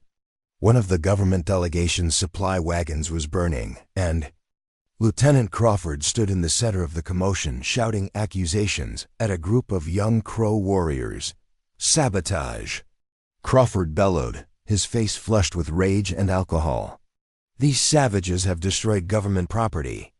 This is an act of war." Chief Running Bear appeared from his lodge, his weathered face calm despite the crisis erupting around him. "What has happened here?" he asked in English, his voice carrying the authority of decades of leadership. "Your warriors set fire to our supplies," Colonel Morrison replied, though his tone suggested less certainty than Crawford's accusations. "We've lost provisions worth hundreds of dollars, along with important documents." Sarah felt Marcus tense beside her, and she placed a restraining hand on his arm as she stepped forward to address the accusations. "Colonel Morrison, have you actually seen any of our people near your wagon? Do you have witnesses to this alleged sabotage?" "The evidence speaks for itself," Crawford interjected before Morrison could answer. "Who else would have reason to destroy government property?" "Someone who wanted to create an excuse for military action," Sarah replied coolly, her eyes meeting Crawford's with steady challenge. "Someone who might be frustrated that negotiations have been proceeding peacefully when they prefer a more direct approach to removing the Crow from their lands." The accusation hung in the air like smoke from the burning wagon, and Sarah could see understanding dawn in Colonel Morrison's eyes as he began to question his subordinate's version of events. "Lieutenant Crawford," Morrison said slowly, "where exactly were you when this fire started?" Crawford's face flushed darker. I was conducting a perimeter check. Making sure the camp was secure. Alone? Morrison pressed. Yes, alone. Security protocols, you understand. Sarah caught the exchange of glances between Marcus and his father, a silent communication that spoke of suspicions confirmed. This wasn't the first time they had encountered government officials who preferred manufactured conflicts to honest negotiations. Colonel Morrison, Sarah said, I suggest you examine the remains of that wagon very carefully. If it was sabotaged by Crow warriors, you should find evidence of accelerants applied from outside the vehicle. If, however, someone wanted to stage an incident, they might have been careless about concealing the evidence of their deception. Morrison's military training took over as he approached the burning wagon with investigative attention. What he found in the smoldering remains confirmed Sarah's suspicions. An empty whiskey bottle and oil-soaked rags positioned in a way that suggested the fire had been set from inside the wagon, not by external attackers. Lieutenant Crawford, Morrison said in a voice that could have frozen the flames themselves, you will consider yourself under arrest pending a full investigation of this incident. Sergeant Williams, place the lieutenant in restraints and assign guards to ensure he doesn't interfere with our continued negotiations. Crawford's protests echoed across the village as he was led away, but the damage to the trust between the two sides had already been done. Sarah could see suspicion and anger in the faces of the Crow warriors, while the remaining government officials looked uncertain about how to proceed with their mission. It was Dancing Eagle who provided the solution. That salvaged the situation. Approaching the group with the confident grace that characterized all her movements, she addressed Colonel Morrison directly. Honored guest, she said in carefully pronounced English, our people understand that not all white men share the same heart. We have known good traders and bad traders, honest soldiers and dishonest ones. The actions of one man do not condemn his entire people, just as the wisdom of one leader cannot guarantee the honor of all who follow him. Her words carried the kind of diplomatic sophistication that impressed Morrison and reminded him that he was dealing with people whose intelligence and political awareness rivaled that of any civilized society. The Crow people have shown remarkable patience and understanding, Morrison replied, inclining his head respectfully toward Dancing Eagle. I hope these negotiations can continue despite this unfortunate incident. But Sarah knew that the situation was more dangerous than Morrison realized. Crawford's attempted sabotage revealed the existence of factions within the territorial government, who were prepared to use any means necessary to remove the Crow from their lands. The gold discovery had created pressures that would only intensify as word spread through the mining camps and settlements.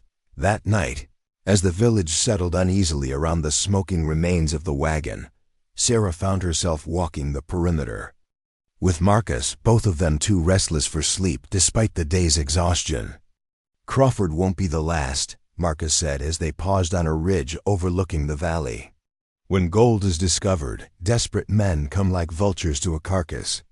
They will not be stopped by negotiations or treaties. Sarah stared out at the moonlit landscape, seeing in its beauty everything that was at stake in the coming struggle. Then we need to be smarter than they are. We need to find a way to protect your people's rights that doesn't depend on the good faith of government. Officials, what do you mean? Sarah turned to face her husband, an idea crystallizing in her mind that was both audacious and potentially dangerous. What if we could get the story out to the newspapers? What if people in the East knew that the government was planning to break treaty obligations to benefit mining interests? Public pressure might force them to honor their agreements. Marcus considered this possibility with the careful attention he gave to all strategic decisions. You think your people would care about the fate of Indians they have never met? Some would, Sarah replied with more confidence than she felt. There are people in the eastern cities who believe in justice and legal rights, even for Indian tribes. If they knew that the government was planning to steal land guaranteed by treaty, some of them would speak out. And how would we get such a story to these distant newspapers? Sarah smiled, remembering skills she had developed during her years of managing her family's farm business. I can write. I can document everything that's happening here, including the evidence of gold discovery and the real reasons behind the relocation order.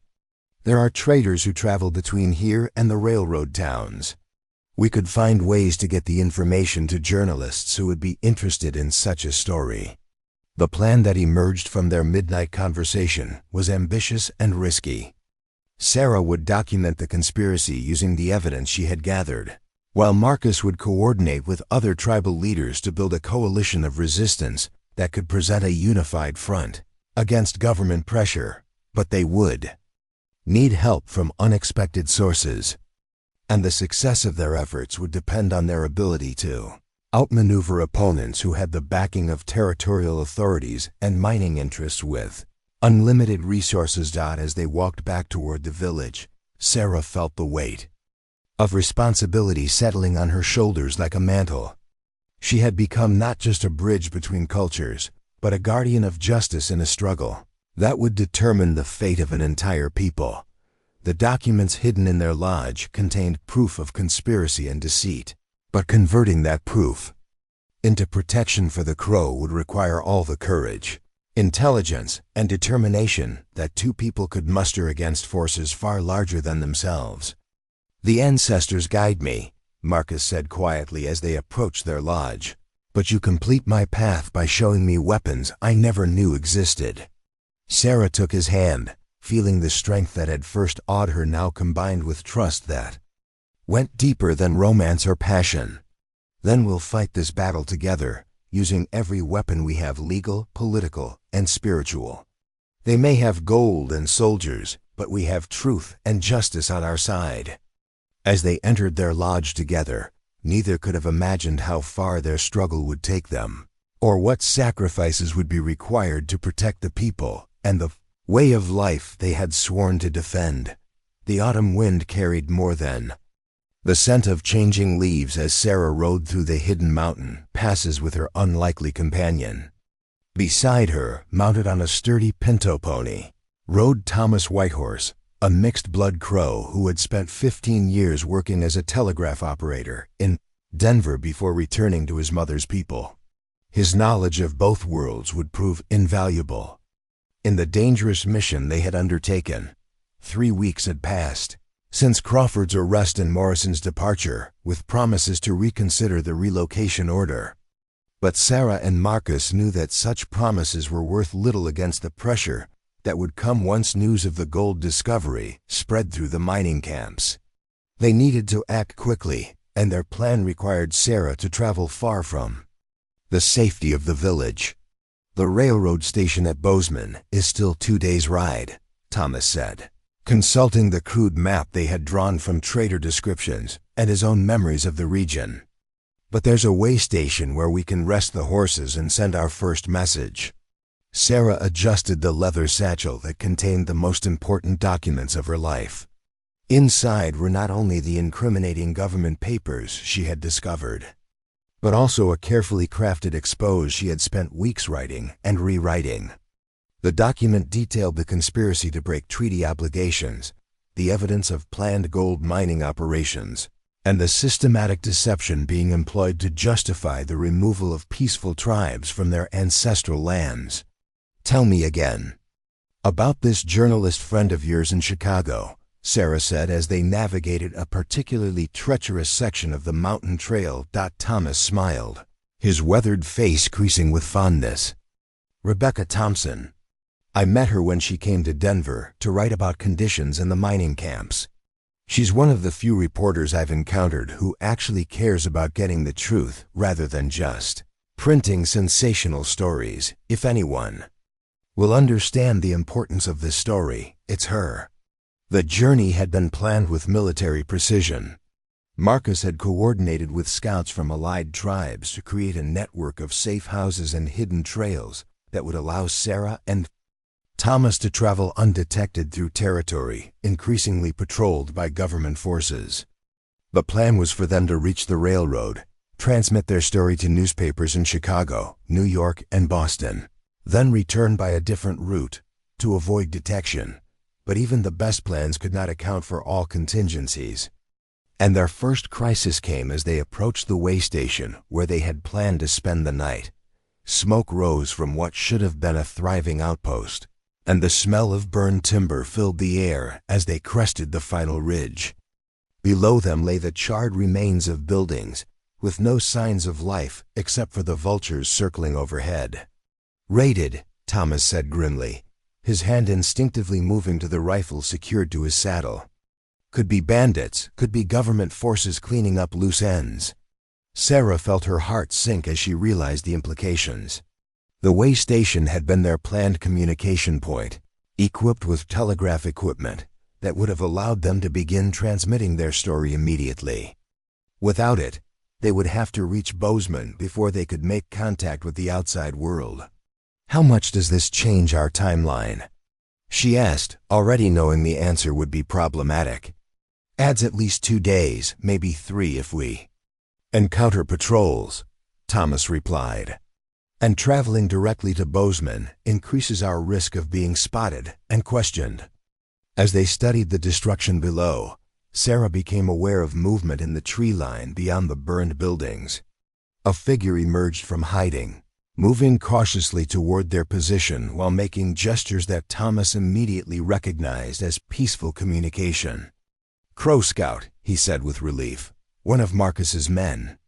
The scout, a young warrior named Swift Arrow, brought news that was both encouraging and alarming. The good news was that word of their mission had already begun to spread through the network of allied tribes, creating a communication system that could carry their message across hundreds of miles, even without telegraph lines. The alarming news was that government forces were systematically destroying communication points throughout the territory, suggesting that someone in authority understood the threat that exposure of their conspiracy could represent. "They are preparing for war," Swift Arrow reported in rapid Crow that Thomas translated for Sarah. "Not just against our people, but against anyone who might interfere with their plans. Colonel Morrison has been replaced by a man called General Harrison, who is known for using military force to solve political problems." Sarah felt a chill that had nothing to do with the mountain air. The situation was escalating beyond anything they had anticipated, and their window of opportunity to prevent open conflict was closing rapidly. "We keep going," she decided. "If they're trying to stop information from getting out, that means our story is important enough to threaten their plans. We find another way to reach the railroad." What followed was a 3-day odyssey through some of the most challenging terrain in the Montana Territory. Thomas guided them along trails that had been used by his ancestors for generations, paths that were invisible to outsiders but could carry travelers quickly and safely through seemingly impassable wilderness. They slept in hidden caves blessed by ancient ceremonies, drank from springs that had been sacred to the Crow people since time immemorial, and were fed by a network of allies who appeared from the landscape like spirits materializing from the earth itself. On the second night, as they sheltered in a canyon that was invisible from the surrounding ridges, Sarah experienced something that would change her understanding of her role in the unfolding drama. She had fallen asleep exhausted from the day's travel, but found herself awakening to the presence of figures gathered around their small fire dot at first.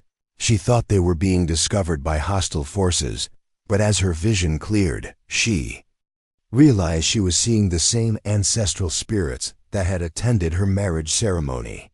The Ancient Ones sat in council formation, their expressions grave as they seemed to conduct some kind of spiritual deliberation. Thomas was awake too, his eyes wide with awe as he witnessed the gathering. "They are deciding," he whispered. "The ancestors are choosing whether to intervene directly in what is happening." Sarah found herself able to understand their communication, despite the fact that no words were being spoken. The spirits were debating whether the current crisis justified breaking the barriers between the physical and spiritual worlds, whether the threat to their people was great enough to warrant supernatural intervention. But as the council continued, Sarah realized they were waiting for something for her to speak, to make her case for why the ancestors should help in their struggle against seemingly impossible odds. Rising from her sleeping robes, Sarah approached the spiritual council with the same respect she would have shown to Chief Running Bear and the tribal elders. When she spoke, her words seemed to echo with power that came from beyond her own understanding. "Honored ancestors," she said, "I ask not for intervention that would violate the natural order, but for wisdom that will allow us to use the tools we have been given. The spirits brought me to your people not to be saved by miracles, but to serve as a bridge between worlds. Help me understand how to build that bridge strong enough to carry us all to safety." The response came not in words, but in visions that flooded Sarah's consciousness. She saw newspaper headlines that would galvanize public opinion, legal strategies that could be pursued through federal courts, and political alliances that could be forged with sympathetic officials in Washington. Most importantly, she saw that the story they were carrying had the power to expose corruption that extended far beyond the conspiracy against the Crow people. When the visions faded, the ancestral council was gone, but Sarah and Thomas were no longer alone in the canyon. A dozen warriors had materialized from the darkness, men whose faces she recognized from the village, but whose presence here meant that the situation had changed dramatically. Their leader, a war chief named Standing Bear from the Blackfeet tribe, brought news that transformed their mission from desperate gamble to coordinated campaign. "Word of your journey has reached tribes across the northern plains," he reported. "Chiefs who have been fighting the government separately are ready to unite behind evidence that could expose the lies being told about all of us.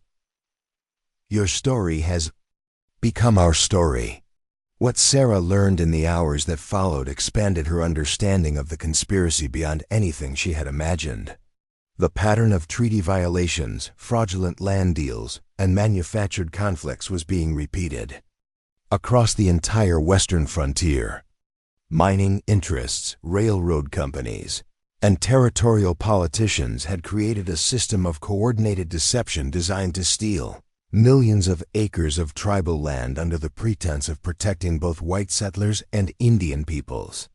"But if we can prove the pattern," Standing Bear continued, "if we can show that the same lies are being told about peaceful tribes from Montana to Arizona, then we can force the federal government to honor its legal obligations." The warriors brought more than just information. They carried additional evidence gathered from other tribes, testimonies from honest traders who had witnessed government deception, and most importantly, names of journalists and politicians in the East who were already suspicious of territorial authorities. "Rebecca Thompson in Chicago is part of a network," Thomas explained as they studied the expanded scope of their mission.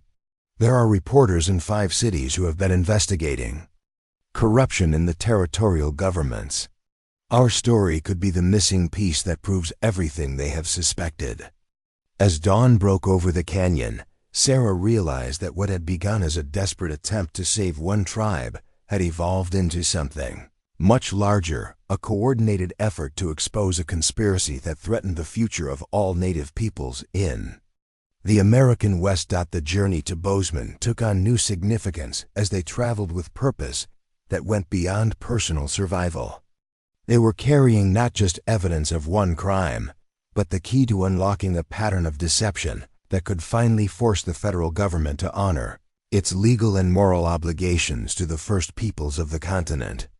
The Ancestors' Guide. "Me," Sarah said to Thomas as they prepared for the final push toward the railroad town. "But this mission completes a path that was laid down before any of us were born."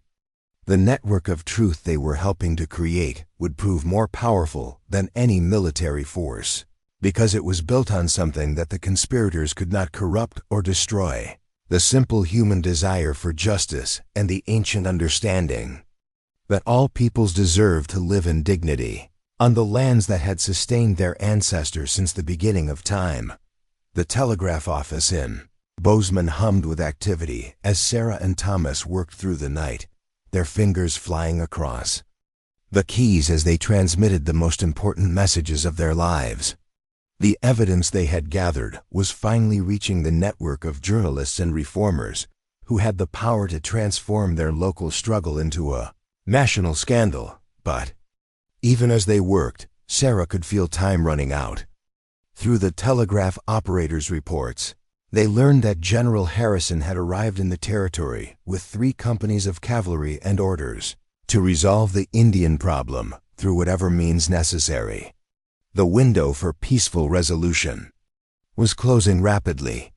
"Message from Rebecca Thompson in Chicago," Thomas announced, his voice tight with excitement as he decoded the incoming telegraph. "She says the story will run simultaneously in 6 major newspapers tomorrow morning.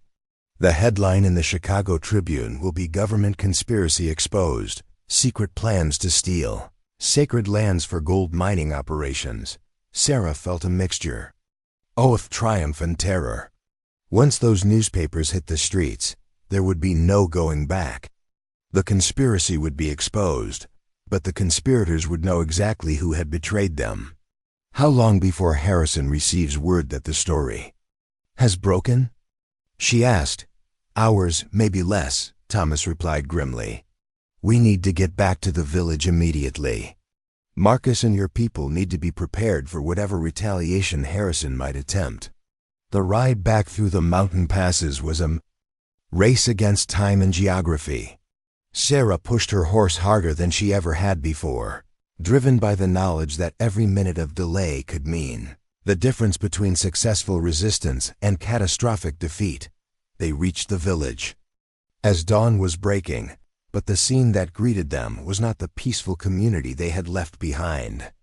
The Crow Camp was bustling with military activity as warriors prepared for battle, their weapons cleaned and blessed according to ancient traditions, their faces painted with the symbols that would carry them into combat with the spirits of their ancestors. Marcus emerged from the War Council Lodge as Sarah dismounted, his expression grim but resolute. When he saw her, relief flooded his features, followed immediately by concern as he noted her exhaustion and the urgency written across her face.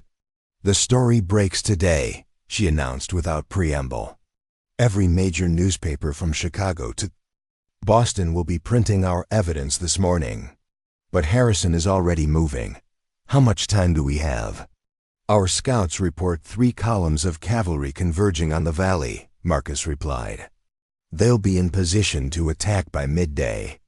Harrison isn't waiting for legal processes or political pressure. He's planning to eliminate the problem before your newspapers can create complications for him." Sarah felt her heart sink as she realized the deadly miscalculation they had made. They had assumed that exposure of the conspiracy would force the government to back down, but instead it had prompted their enemies to accelerate their timeline and abandon any pretense of legal authority. "How many warriors do we have?" she asked, though she already knew the answer would be insufficient. 47 men of fighting age," Chief Running Bear answered, joining their conference with the dignity of a leader who had faced impossible odds before. Against 3 companies of cavalry with modern weapons and artillery. The mathematics of the situation were stark and unforgiving.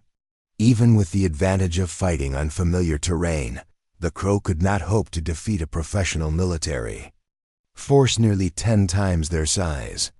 Traditional guerrilla tactics might allow them to inflict casualties and delay the inevitable, but the outcome of a direct military confrontation was predetermined.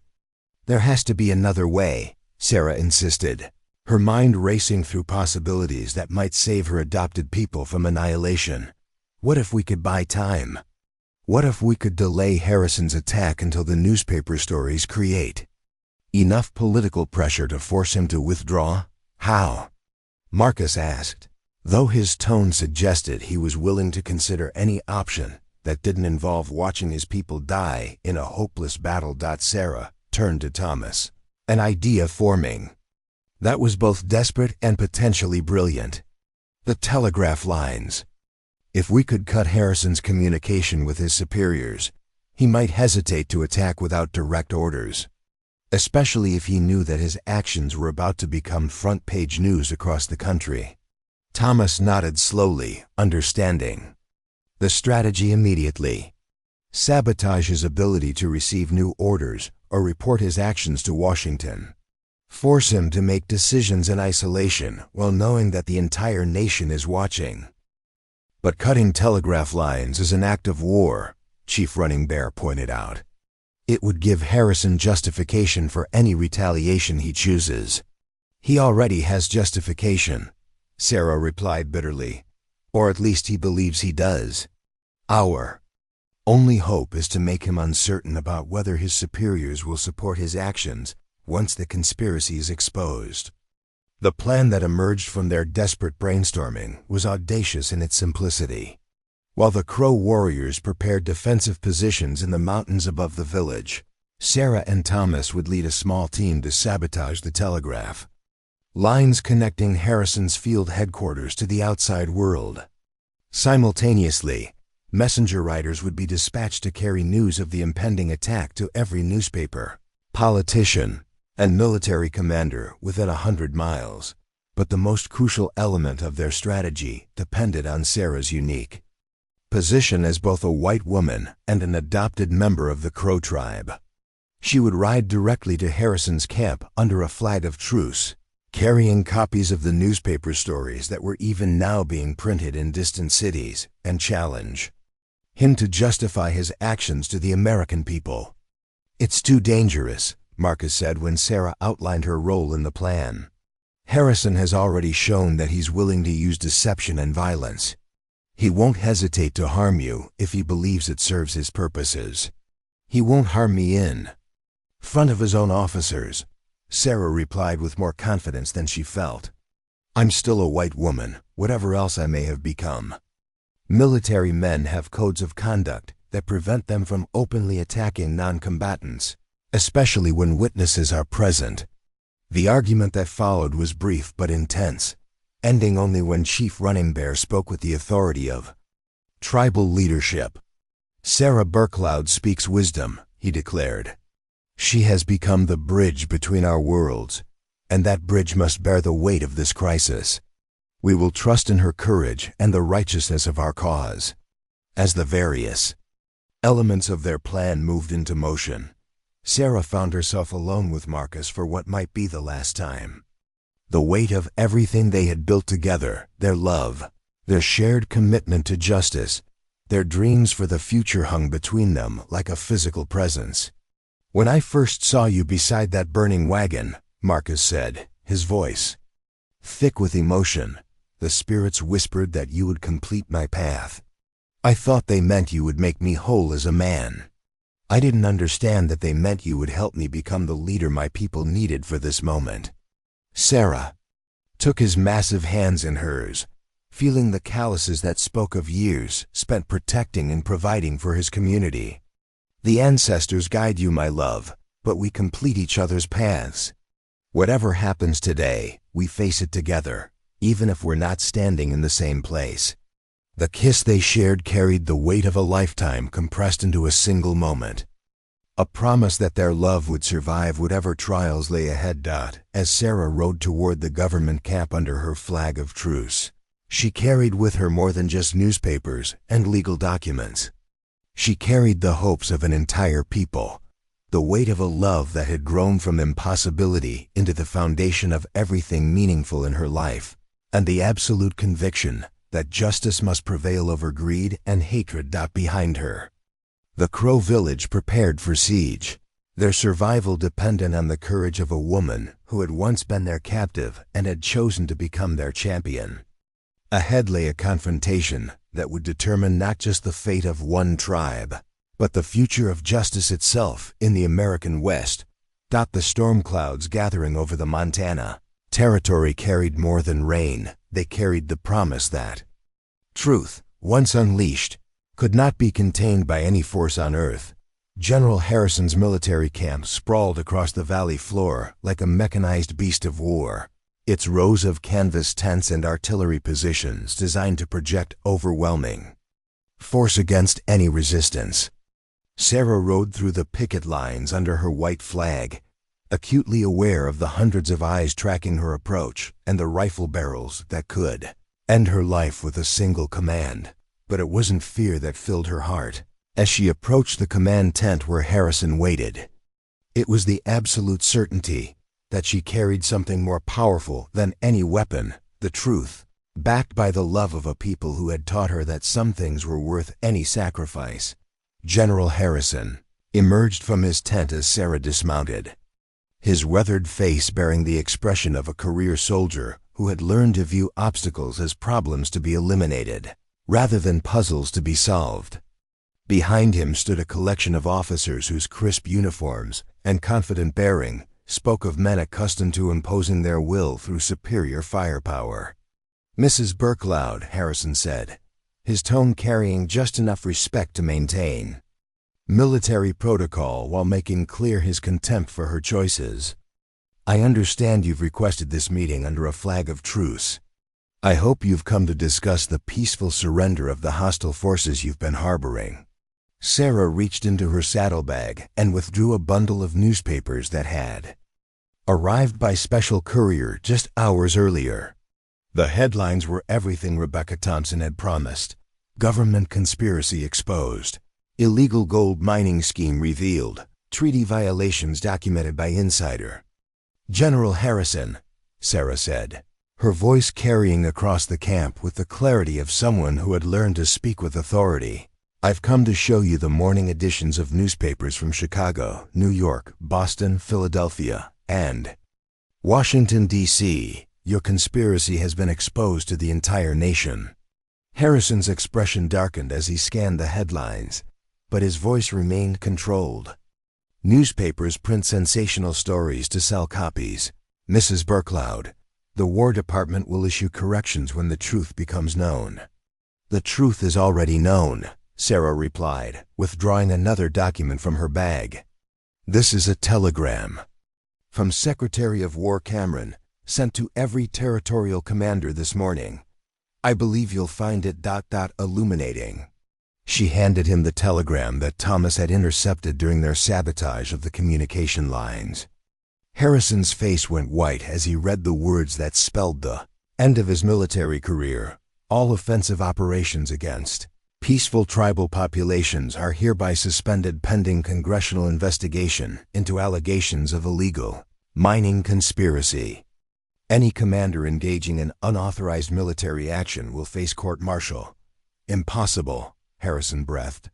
"I received no such orders because your telegraph lines have been experiencing technical difficulties since dawn," Sarah said, with a slight smile. "But I'm sure service will be restored shortly, allowing you to receive the flood of messages that are undoubtedly waiting for you." The camp around them had grown silent as word of the confrontation spread among the soldiers.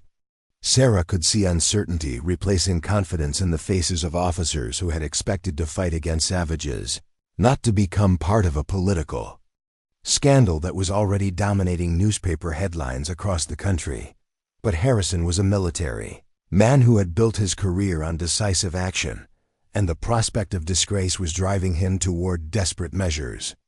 "Even if what you claim is true," he said, his voice rising enough to carry to the listening soldiers, "I have a duty to protect American settlers from hostile Indians. These Crow have been harboring fugitives, interfering with government operations, and threatening the safety of innocent civilians." "Name one civilian they have threatened," Sarah challenged. "Identify a single act of violence committed by the Crow people against any settler. Produce evidence of any crime beyond the crime of refusing to abandon their ancestral lands for the benefit of your mining consortium partners." The silence that followed was deafening. Harrison looked around at his officers, seeking support that was no longer forthcoming as the implications of the newspaper revelations sank in dot. It was then that the sound of approaching horses drew everyone's attention to the ridge overlooking the camp. A large party of riders was descending toward them, But these were not the Crow warriors Harrison had expected to face in battle. Leading the group was a figure in an elegant black suit whose presence commanded immediate attention from every military officer in the camp. Behind him rode a collection of men whose civilian clothing marked them as government officials of considerable importance. "Senator William Patterson," Sarah said with satisfaction as she recognized the man whose political career had been built on advocating for justice and legal reform. Along with, if I'm not mistaken, several members of the House Indian Affairs Committee and at least one representative from the War Department. Harrison's face had gone from white to ashen gray as he realized the full scope of the political disaster descending upon him. The newspaper expose had triggered exactly the kind of congressional attention that could destroy careers and topple administrations. Senator Patterson dismounted with the authority of someone accustomed to having his presence change the fundamental dynamics of any situation. His voice, when he spoke, carried the weight of federal authority backed by public outrage. "General Harrison," Patterson said, "I'm here on direct orders from President Hayes to investigate allegations of illegal military action and conspiracy to violate federal treaty obligations. You will stand down your forces immediately and accompany U.S. back to Washington for a full congressional hearing." "Senator," Harrison began, "I was acting under orders from the territorial. The territorial government has no authority to supersede federal treaty obligations," Patterson interrupted. "And according to the evidence published in this morning's newspapers, you were acting not under legitimate orders, but as part of a criminal conspiracy to defraud the United States government and steal tribal lands for private mining interests." Transformation of the military camp from a position of strength to a scene of political collapse happened with stunning speed. Officers who had been preparing for battle found themselves instead trying to distance themselves from what was clearly becoming a national scandal, but it was the arrival of another group of riders that provided the emotional climax Sarah had been hoping for. Marcus appeared on the ridge leading not just Crow warriors, but representatives from a dozen allied tribes who had come to witness the resolution of their combined struggle for justice. As her husband rode down into the camp, Sarah felt the completion of the circle that had begun with her capture months earlier. The woman who had been traveling to a loveless marriage had found instead a love powerful enough to challenge the forces of greed and hatred that threatened an entire people. Marcus dismounted and walked directly to Sarah's side, his presence immediately shifting the dynamic of the confrontation from political negotiation to something more fundamental, the triumph of love and justice over power and corruption. "Senator Patterson," Marcus said in the formal English he had learned for exactly such moments, "I am Marcus Burcloud, War Chief of the River Crow and husband to the woman whose courage has exposed the crimes committed against my people. We welcome you to our ancestral lands and thank you for honoring the legal obligations your government has sworn to uphold." Patterson's response revealed the political sophistication that had made him one of the most respected figures in Washington. "Chief Burcloud, it is the United States government that should be thanking you and your wife for exposing corruption that threatened not just your people, but the integrity of our entire treaty system." What followed was not the military confrontation that everyone had expected, but a political reckoning that would reshape federal Indian policy for generations to come. Harrison was placed under arrest and escorted back to Washington under guard, while his officers were reassigned pending a full investigation of their involvement in the conspiracy. The mining permits that had been issued in secret were revoked. The territorial officials who had participated in the fraud were removed from office, and most importantly, a new federal policy was established recognizing tribal sovereignty over ancestral lands, unless legally and transparently ceded through legitimate treaty negotiations. But for Sarah and Marcus, standing together in the aftermath of their victory, the political implications were less important than the personal miracle they had witnessed.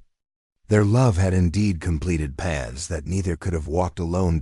As the sun set over the Montana Territory on that historic day, painting the sky in shades of gold and crimson that seemed to celebrate their triumph, Sarah found herself reflecting on the journey that had brought her from despair to purpose, from captivity to freedom, from resignation to revolutionary action.